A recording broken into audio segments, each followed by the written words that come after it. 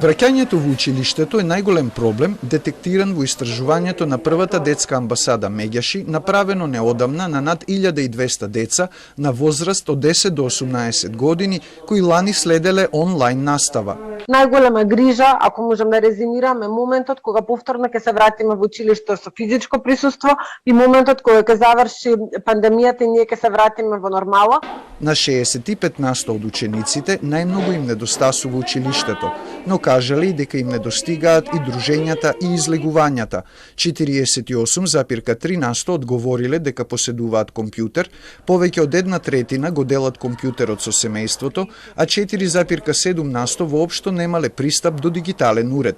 Дигитално насилство доживеале 37% од основците, а 66% од средношколците.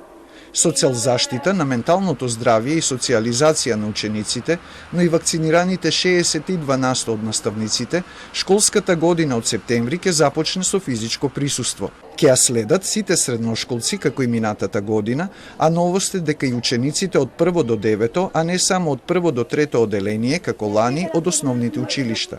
Сите на часови ќе носат маски. Исклучок ќе бидат ученици кои се хронично болни или потекнуваат од семејства со хронично болни родители или старатели.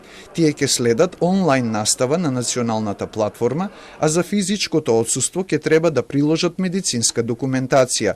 Според одобрените протоколи, доколку се утврди дека некои од учениците покажуваат симптоми на COVID-19, епидемиолошка служба ќе одлучи за бројот на соучениците кои ќе одат во изолација. Епидемиолошката служба утврдува на лице место дали одат неколку ученици, дали самиот тој ученик, дали целото оделение. Минатата година покажавме дека тоа одлично функционираше со брза интервенција на здравствените служби и немаше интерна трансмисија во ниту едно училиште. Затоа очекувам на истиот начин училиштата се веќе обучени. И за децата во изолација е предвидена онлайн настава, а за тие што ќе ја посетуваат со физичко присуство, особено во училишта со еден влез, протоколите предвидуваат распоред за влегување на учениците од подолните и погорните класови во различно време.